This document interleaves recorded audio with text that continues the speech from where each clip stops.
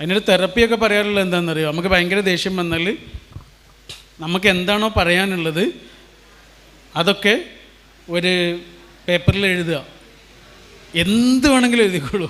ദേഷ്യം വരുമ്പോഴേ നമുക്ക് എന്തൊക്കെയാണോ മനസ്സ് തോന്നുന്നത് അത് മുഴുവൻ എഴുതുക. എന്നിട്ടോ കീറി കീറി കീറി കീറി എത്ര കഷ്ണാക്കാൻ പറ്റുമോ അത്രയും കഷ്ണാക്കിയിട്ട് വലിച്ചെറിയുക. ഇതൊരു തെറപ്പിയാണ്. അതോടുകൂടി ഒരു റിലീഫ് കിട്ടും മനുഷ്യന്. ആർക്കും ഉപദ്രവമില്ലല്ലോ. ഒരു പേപ്പർ മാത്രമേ ചിലവുള്ളൂ. നമ്മുടെ കുറേ നമുക്ക് ചെയ്യാനുള്ള കുറേ സാധനങ്ങൾ ചെയ്ത് തീരുകയും ചെയ്യും. അതൊരു തെറപ്പിയാണ്.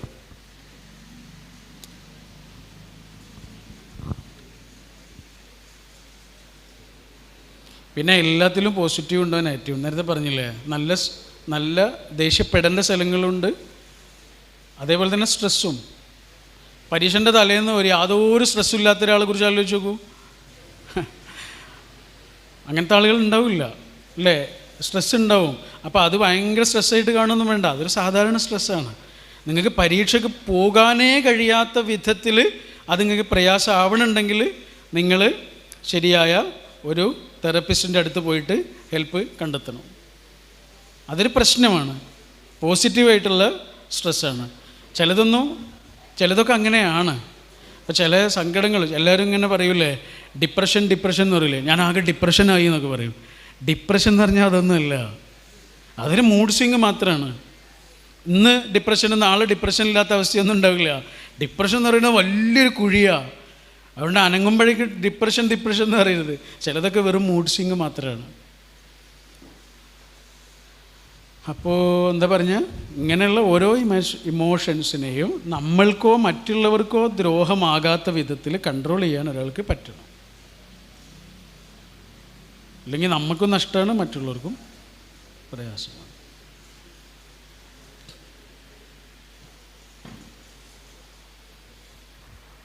വേറെന്താ? ഇതൊക്കെ തന്നെയാണോ നിങ്ങൾക്ക് ആവശ്യം? ആണോ? അല്ലല്ലേ? നിങ്ങൾ എൻ്റെ അടുത്ത് നിന്ന് തന്നെയാണോ ആഗ്രഹിച്ചത്? അതുകൊണ്ടാണ് ഞാൻ ചോദിക്കാൻ പറഞ്ഞത്. അപ്പോൾ ചോദിക്കുമ്പോൾ എനിക്ക് മനസ്സിലാവും നിങ്ങൾക്ക് എന്തെങ്കിലും ആവശ്യമുണ്ടെങ്കിൽ. ഒരു 7 മിനിറ്റോടെ നമ്മളുണ്ടാവും, പിന്നെ നമ്മൾ അവസാനിപ്പിക്കും.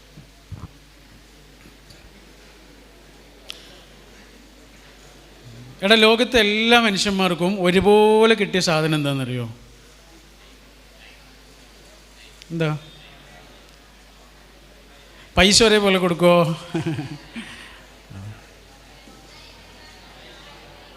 രൂപം ഒരേപോലെ കൊടുക്കുമോ? എന്താണ്? ടൈം എല്ലാവർക്കും ഒരുപോലെയാണ്. ചിലർ ആ ടൈം കൊണ്ടാണ് വിപ്ലവങ്ങൾ ഉണ്ടാക്കുക.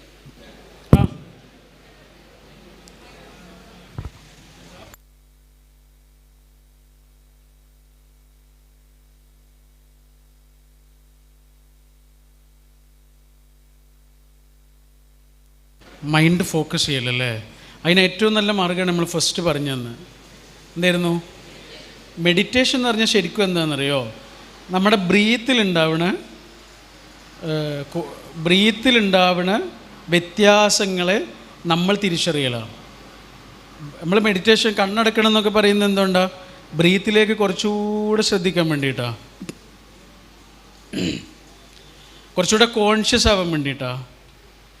അപ്പോൾ അതുകൊണ്ടാണ് നമ്മൾ ഫസ്റ്റ് നിങ്ങൾക്കൊരു സാധനം കാണിച്ചു തന്നത്. നിങ്ങൾക്ക് ഓർമ്മയുണ്ടോ അത് എന്തൊക്കെയാണെന്ന്? ഇപ്പോൾ നിങ്ങൾ ഭയങ്കര വായിച്ചുകൊണ്ടിരിക്കുകയാണ്, ഭയങ്കര സ്ട്രെസ്ഫുള്ളായി, ഒന്നും നടക്കില്ല എന്നൊക്കെ തോന്നുന്നു, അതൊക്കെ പാടെ എങ്ങനെ തീരുക എന്നൊക്കെ തോന്നുന്നു നമുക്ക്. അപ്പോൾ നമ്മുടെ മനസ്സാകെ ഡിസ്റ്റർബ്ഡായി. ആ മനസ്സിനെ ഒന്ന് കൺവേർജ് ചെയ്യാൻ വേണ്ടിയിട്ട് ചെയ്യുന്നതാണ് എന്ത്? മെഡിറ്റേഷൻ.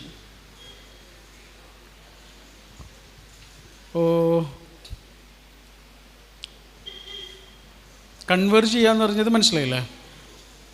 നമ്മുടെ ഗംഗാ നദിയില്ലേ, ഗംഗ നമ്മൾ കാണുന്ന സ്ഥലത്തൊക്കെ എന്താണെന്നറിയാം, ഇങ്ങനെ പരന്നാണ് ഒഴുകുക. പരന്ന് ഏറ്റവും വീതി കൂടിയ നദികളിലൊന്നാണ്. എന്നാൽ ഇതേ നദി ഉണ്ടല്ലോ, ബംഗാളിലെത്തുമ്പോൾ അത് പരന്നല്ല ഒഴുകുക, അതിങ്ങനെ ചേർന്നാണ് ഒഴുകുക. അതിൻ്റെ വീതി കുറയും, അതിൻ്റെ പേരും മാറി. ബംഗാളിലെത്തുമ്പോൾ അതിൻ്റെ പേരെന്താണെന്നറിയാം? ഹൂഗ്ലി എന്നാണ് പേര്.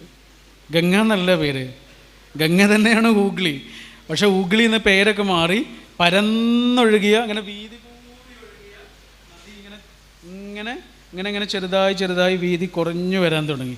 കാരണം എന്താണെന്നറിയോ? അങ്ങനെ കൺവേർജ് ചെയ്യാൻ തുടങ്ങി. അതിൻ്റെ കാരണം അത് തൊട്ടടുത്ത നിമിഷം ബംഗാൾ ഉൾക്കടലിലേക്ക് എത്തുകയാണ്. പിന്നെ ആ നദിയില്ല. ഇതാണ് കൺവേർജിങ് എന്ന് പറയുന്നത്. ഒരൊറ്റ കാര്യത്തിലേക്ക് മനസ്സ് കേന്ദ്രീകരിക്കുന്നതിൻ്റെ പേരാണ്. അതിനൊരു ലക്ഷ്യമുണ്ട്. ആ ലക്ഷ്യമാണ് ബംഗാൾ ഉൾക്കടൽ. ആ ഉൾക്കടലിലേക്ക് എത്തണമെങ്കിൽ പരന്നൊഴുകിയാൽ ശരിയാവില്ല, ഇങ്ങനെ കൺവേർജ് ചെയ്തിട്ട് ഒഴുകണം. ഇതേപോലെ നമ്മൾ ചെയ്യാനുള്ളൊരു കാര്യത്തിലേക്ക് നമ്മൾ അത്രയും കൺവേർജ് ചെയ്യുമ്പോഴാണ് നമ്മളെ മനസ്സ് അതിൽ കുടുങ്ങിക്കിടക്കുക. നിങ്ങൾ മക്കയിലെ ഹജ്ജ് ചെയ്യുന്നതൊക്കെ കണ്ടിട്ടുണ്ടോ? ഫോട്ടോ കണ്ടിട്ടുണ്ടോ? കഅബ എന്ന് പറഞ്ഞൊരു സാധനം കണ്ടിട്ടുണ്ടോ? ഇങ്ങനെ കറുത്തൊരു സ്തൂപം. ആ സ്തൂപത്തിന് ചുറ്റും ആളുകൾ ഇങ്ങനെ കറങ്ങും. 24 മണിക്കൂറും കറങ്ങുകയാണ്. കോവിഡിൻ്റെ സമയത്ത് മാത്രമാണ് അതിൻ്റെ ചുറ്റും ആളില്ലാതായത്. അല്ലാത്ത അതുണ്ടാക്കിയ കാലം മുതൽ ഈ നിമിഷം വരെ, അടുത്ത നിമിഷവും ലോകാവസാനം വരെ അതിങ്ങനെ കറങ്ങിക്കൊണ്ടിരിക്കും ആളുകൾ. അത് കറങ്ങുന്നത് കാണാൻ ഭയങ്കര രസമാണ്. കഅബയുടെ ചുറ്റും ആളുകളിങ്ങനെ കറങ്ങുന്നത് കാണാം. കണ്ടിട്ടുണ്ടോ? കണ്ടിട്ടില്ല? കാണിച്ചു ഫോട്ടോ കാണിച്ചു കേട്ടോ. പിന്നെ തവാഫ് എന്നാണ് പറയുക.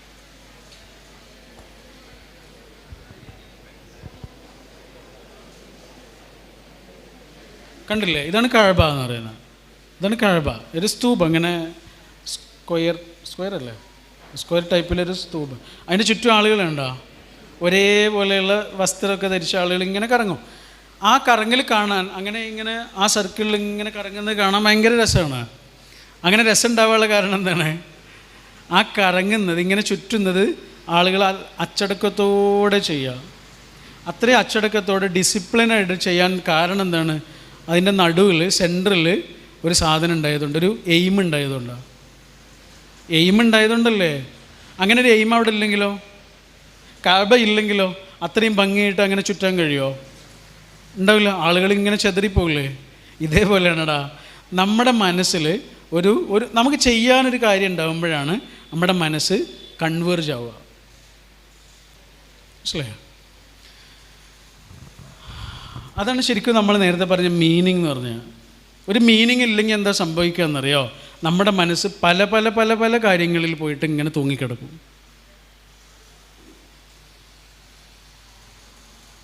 അവിടെ ഒരു മീനിങ് ഉണ്ടാവുക പറയുന്നത് ചെറിയ കാര്യമില്ല. ഒരു ദിവസം ഒരാൾ ഉണരുമ്പോൾ അയാൾക്ക് അന്ന് ചെയ്യാനുള്ളൊരു കാര്യം ഉണ്ടാവണം. അതുകൊണ്ടാണ് MA യൂസുഫ് അലിയോട് ആരോ ചോദിച്ചു, നിങ്ങൾ എന്നാണ് റിട്ടയർഡ് ആവണമെന്ന്. പൈസ ഉണ്ടായിക്കൊണ്ടിരിക്കുകയല്ലേ, കോടികൾ ഉണ്ടായിക്കൊണ്ടിരിക്കുകയല്ലേ, എന്നാൽ റിട്ടയർ ചെയ്യണമെന്ന് ചോദിച്ചപ്പോൾ അയാൾ എന്താ പറഞ്ഞറിയോ? എൻ്റെ റിട്ടയർമെൻറ്റ് ഖബറിലേക്കാണ്. കാരണം അയാൾക്ക് ആ 10 കൊല്ലം കഴിഞ്ഞിട്ട് ചെയ്യാനുള്ളൊരു കാര്യം അയാൾ ഇന്ന് തീരുമാനിക്കുന്നുണ്ട്. അതാണ് അയാളുടെ എനർജി. ഇന്ന് ചെയ്യാനുള്ളത് മാത്രമല്ല, 10 കൊല്ലം കഴിഞ്ഞിട്ട് ചെയ്യാനുള്ളതിനെക്കുറിച്ച് അയാൾ ഇന്ന് ആലോചിക്കുന്നുണ്ട്. അതിൻ്റെ അർത്ഥം എന്താ? 10 കൊല്ലം കഴിഞ്ഞിട്ടും അയാൾ ഇതേ എനർജിയോടെ നിൽക്കുന്നുള്ള അയാളുടെ ഉള്ളിലുള്ള ആവേശമാണ്. അതാണ് അയാളുടെ എനർജി. എനർജി പുറത്തുനിന്ന് ആരും കൊണ്ടുവന്ന് തരില്ല. നമ്മളെ മനസ്സിങ്ങനെ ഓരോ കാര്യങ്ങൾ കൺവേർജ് ചെയ്തുകൊണ്ടിരിക്കുക. നിങ്ങൾ ഈ ഫുഡ് ബ്ലോഗൊക്കെ കാണാറുണ്ടോ? ലോകത്ത് വളരെ ഫേമസ് ആയൊരു ഫുഡ് ബ്ലോഗ് ഉണ്ട്. അയാളുടെ പേര് മാർക്ക് വീൻസ് എന്നാണ്. കേട്ടിട്ടുണ്ടോ? ഈ അടുത്ത് ഇവിടെ വന്നിരുന്നു, കോഴിക്കോട് വന്നിരുന്നു. 32 വയസ്സെങ്ങാനേ ഉള്ളൂ. ലോകം മുഴുവനും അലഞ്ഞ് രുചി തേടി നടക്കുന്ന ഒരു ഭ്രാന്തനാണ്. ഭയങ്കര രസമാണ് അയാൾ. ഒന്നിനെയും കുറ്റം പറയില്ല അയാൾ. കഴിച്ചിട്ട് ഒന്നിനെയും കുറ്റം പറയില്ല അയാൾ. അത് ആസ്വദിച്ച് എന്താണോ അത് കഴിച്ചിട്ട് അതിനെക്കുറിച്ച് പറഞ്ഞു തരും. കോഴിക്കോട് വന്നിരുന്നു ഈ അടുത്ത്, കോവിഡിൻ്റെ തൊട്ട് മുമ്പ്. അന്ന് അയാൾ കോവിഡിൻ്റെ സമയത്ത് വീട്ടിൽ സ്റ്റക്കായി പോയി, കുളമ്പില്ല. അതിനെക്കുറിച്ച് അയാൾ പറഞ്ഞെന്താണെന്നറിയോ? ഞാൻ വീട്ടിൽ സ്റ്റക്കായി പോയി എന്നല്ല, സ്റ്റക്കായി പോകാൻ എനിക്കൊരു വീടുണ്ട് എന്നാണ് പറഞ്ഞത്. എന്തൊരു പോയട്രി അല്ലേ? എനിക്ക് സ്റ്റക്കായി കിടക്കാനേ ഒരു വീടുണ്ട്. അന്ന് മുതലാണ് എനിക്ക് അയാൾ ഇഷ്ടമാവാൻ തുടങ്ങിയത്. അങ്ങനെ അയാളെ വ്ളോഗിൻ്റെ ഒക്കെ പിന്നാലെ പോകാൻ തുടങ്ങി. അദ്ദേഹത്തിൻ്റെ വൈഫിൻ്റെ നാട് ഇവിടെയാണ്, തായ്ലൻഡാണ്. അപ്പോൾ തായ്ലൻഡിലെ ഭക്ഷണമൊക്കെ തിരഞ്ഞ് രുചിയൊക്കെ തേടി നടക്കുകയാണ് പുള്ളി. അതിലൊരു മുസ്ലിം പള്ളിയുടെ മുറ്റത്ത് മിഠായി വിൽക്കുന്ന ഒരാളുണ്ട്. ഇങ്ങനെ സ്വന്തം കൈ കൊണ്ട് ഉണ്ടാക്കിയ മിഠായിയാണ്. അപ്പം തന്നെ മിഠായി എടുത്തിട്ട് ചുറ്റിട്ടൊക്കെ തരുന്നത്. നമ്മുടെ കോലുമിഠായിയൊക്കെ അല്ല, അതേപോലത്തെ ഒരു മിഠായിയാണ്. അപ്പോൾ ഇവർ ആ മിഠായിയൊക്കെ കഴിച്ചിട്ട് അതിൻ്റെ രുചിയൊക്കെ നമ്മൾക്ക് ഇങ്ങനെ പറഞ്ഞു തന്നിട്ട്, ഇദ്ദേഹത്തിൻ്റെ വൈഫ് തായ്ലൻഡിലെ ലാംഗ്വേജ് അറിയാലോ, തായ് ഭാഷ എന്ന് തോന്നുന്നു. ആ ഒരു വല്യപ്പയാണ് കേട്ടോ, വലിയ വയസ്സായി വളരെ ഏജ്ഡ് ആയ ഒരാളാണ് ഈ മിഠായി വിൽക്കണത്. അയാളോട് ചോദിച്ചു, നിങ്ങൾക്ക് എത്ര വയസ്സായി എന്ന്. അയാൾ എത്ര വയസ്സ് പറഞ്ഞറിയാം? 129 വയസ്സ്. അയാൾ കള്ളം പറയാല്ല, അയാളെ കണ്ടാലറിയാം, അയാളെ ശരീരമൊക്കെ ഇങ്ങനെ കണ്ടാലറിയാം. അപ്പോൾ മാർക്ക് വിൻസൻ്റെ വൈഫ് ഇയാളോടൊരു ചോദ്യം, എന്താ ചോദിച്ചതെന്നറിയാം? അവൾ ചോദിച്ചു, വല്യപ്പ, ചില ആൾക്കാർക്കൊക്കെ രാവിലെ എണീക്കുമ്പോൾ ഒരു മൂഡ് ഓഫ് വരും. നമ്മൾ വളരെ ഇമോഷണലി വീക്കാവുമല്ലോ. അപ്പോൾ നമുക്ക് എന്തോ ഒരു പ്രയാസമൊക്കെ വരും, ഭയങ്കര ഒരു വീക്കാവും. ഞാനൊക്കെ അങ്ങനെയാണ്. അവൾ പറയാ, ഞാനൊക്കെ അങ്ങനെയാണ്. വല്യപ്പാക്ക് അങ്ങനെ ഉണ്ടാവാറുണ്ടോ എന്ന് ചോദിച്ചു. രാവിലെ എണീക്കുമ്പോഴേ ഒരു മൂഡ് ഓഫ് ഉണ്ടാവാറുണ്ട്. അപ്പോൾ ഇയാളെന്താ പറഞ്ഞറിയാം? ആ മിഠായി ഇങ്ങനെ അയാളിങ്ങനെ ചുറ്റിക്കൊണ്ടിരിക്കുമ്പോൾ അയാൾ പറയാം, ഇല്ല മോളെ, ഇല്ല, എനിക്കിതൊക്കെ ഉണ്ടാക്കണ്ടേ, എന്നെ കാത്തിരിക്കുന്ന കുറേ കുട്ടികളുണ്ടാവും എന്ന് ഈ പള്ളിയുടെ മുറ്റത്ത്, അവർക്കിത് ഉണ്ടാക്കി കൊടുക്കണ്ടേ, അതുകൊണ്ട് ഞാൻ 3:30 എഴുന്നേൽക്കും, എനിക്ക് ചെയ്യാനുള്ള കാര്യങ്ങളൊക്കെ ചെയ്യും, എനിക്ക് സങ്കടപ്പെടാനൊന്നും നേരല്ല എന്നാണ് പുള്ളി പറഞ്ഞത്. This is converging. മനസ്സിലായോ? ഇതില്ലെങ്കിലോ, ഒരാൾക്ക് ഒരു ദിവസം ചെയ്യാനൊന്നുമില്ലെങ്കിലോ അയാൾക്ക് ഈ സാധനം ഉണ്ടാവില്ല. അയാൾ പല പല സ്ഥലങ്ങളിൽ പോയിട്ട് ഇങ്ങനെ തൂങ്ങിക്കിടക്കും. അയാളെ കണ്ണിൽ, നേരത്തെ പറഞ്ഞ അയാളുടെ കണ്ണിൽ പ്രകാശം ഉണ്ടാവില്ല.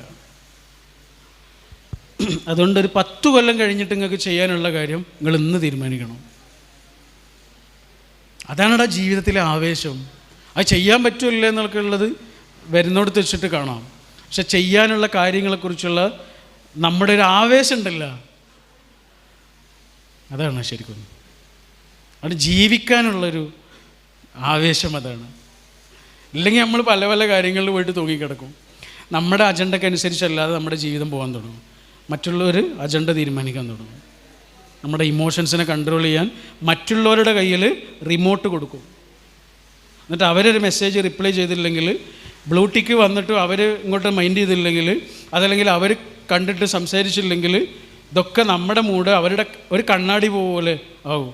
അവരുടെ മൂഡ് എന്താണ്, അത് നമ്മുടെ മൂഡായിട്ട് ഇങ്ങനെ മാറാൻ തുടങ്ങും. ഒരു പരിധി വരെയൊക്കെ മതി അത് കേട്ടോ. നമ്മളെ തന്നെ വിൽക്കരുത്.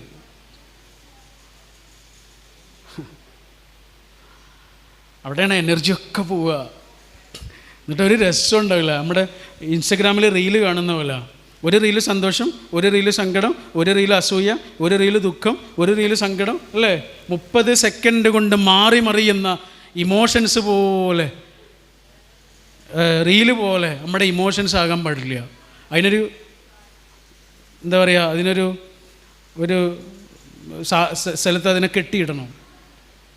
നിങ്ങളുടെ ഒരു തലമുറയുടെ ഏറ്റവും വലിയ പ്രശ്നം അതാണ്. നിങ്ങൾ റീൽസ് പോലെ തന്നെയാണ് നിങ്ങളെ ഇമോഷൻസും പലപ്പോഴും ആവാറുള്ളത്. റീൽസ് ഉണ്ടാക്കുന്നൊരു പ്രശ്നം അതാണ് കേട്ടോ. അതൊരു പരിധിയിലേറെ ഇങ്ങനെ അതിൻ്റെ പിന്നാലെ നമ്മളായിപ്പോകരുത്. റീൽസ് വേണമെങ്കിൽ ഉണ്ടാക്കി കൊടുത്തോളൂ, പക്ഷേ നമ്മളതിങ്ങനെ അതിൽ തന്നെ നമ്മുടെ സമയം ഒരുപാട് നഷ്ടപ്പെടുക. നമ്മുടെ ഇമോഷൻസ് എടാ, നമ്മുടെ മനസ്സിനിതൊന്നും അറിയില്ല. ഇത് റീൽസ് കാണുകയാണെന്നൊന്നും മനസ്സിന് അറിയില്ല. നിങ്ങൾക്കറിയോ? മനസ്സെന്ന് പറഞ്ഞാൽ നിങ്ങൾ വെറുതെ അഭിനയിക്കുക എന്ന് വിചാരിച്ചോളൂ. നിങ്ങൾ വെറുതെ അഭിനയിക്കുകയാണ്. എന്ത് സങ്കടം? നിങ്ങൾ വെറുതെ സങ്കടം അഭിനയിക്കുകയാണ്. നിങ്ങളെ മനസ്സിൻ്റെ വിചാരം എന്താണെന്നറിയോ? ശരിക്കും സങ്കടമാണ് എന്നാണ്. ഇപ്പം നിങ്ങളെ ഏറ്റവും ഇഷ്ടപ്പെട്ട ഒരാൾ മരിച്ചതുപോലെ നിങ്ങൾ അഭിനയിക്കുക, സിനിമയിലോ അല്ലെങ്കിൽ എന്തെങ്കിലും അഭിനയിക്കുക. നിങ്ങളെ മനസ്സെന്താ വിചാരിക്കണേ അറിയോ? അയാൾ മരിച്ചു എന്നാണ്. അത്രയും സ്ട്രെസ്ഫുള്ളാവും. മനസ്സിലായോ? അതുകൊണ്ടാണ് ഈ സിനിമാ നടന്മാരൊക്കെ ഒരു സിനിമയൊക്കെ കഴിഞ്ഞാൽ പിന്നെ അവർ മനസ്സിൻ്റെ ഉല്ലാസത്തിന് വേണ്ടി എങ്ങോട്ടേലൊക്കെ പോകുന്നത് കണ്ടിട്ടില്ലേ? അവരാകെ റിലാക്സ് ചെയ്യാൻ വേണ്ടി പോകുന്നത് കണ്ടിട്ടില്ലേ? റിയലിസ്റ്റിക് സിനിമകൾ അഭിനയിക്കുന്ന ആളുകൾ കുറച്ചേറെ ആ സ്ട്രെസ് അനുഭവിക്കും. നമ്മുടെ ഫഹദിനൊക്കെ പോലെയുള്ള ആളുകൾ ശരിക്കും ആ സ്ട്രെസ്സ് ഭയങ്കരമായിട്ട് അനുഭവിക്കുന്നുണ്ടോ? കാരണം അയാളെ മനസ്സ് വിചാരിക്കുന്നത് ഇതൊക്കെ ഉണ്ട് എന്നാണ് ശരിക്കും. അപ്പോൾ നിങ്ങൾ റീൽസൊക്കെ ഇങ്ങനെ കാണുമ്പോഴേ നമ്മുടെ മനസ്സിന് സന്തോഷം ഉണ്ടാക്കുന്നതിലേക്ക് പോയാൽ മതി. നമ്മുടെ മനസ്സിന് സമാധാനം തരുന്നത് മാത്രം അന്വേഷിച്ച് കണ്ടെത്തിയാൽ മതി. അല്ലാത്തതിലേക്കൊന്നും പോകണ്ട. നമ്മുടെ മനസ്സ് വീക്കാവും. കാരണം ഈ 30 സെക്കൻഡിൽ ഇങ്ങനെ മാറി മറിയുന്നത് നമ്മുടെ മനസ്സിനാകെ കൺഫ്യൂഷനാവും. ഇതെന്താണ് സംഭവിച്ചുകൊണ്ടിരിക്കുന്നത് എന്ന്. ഞാൻ പറയണത് നിങ്ങൾക്ക് മനസ്സിലാവുന്നുണ്ടോ? ഇമോഷൻസ് കൊണ്ട് കളിക്കരുത്.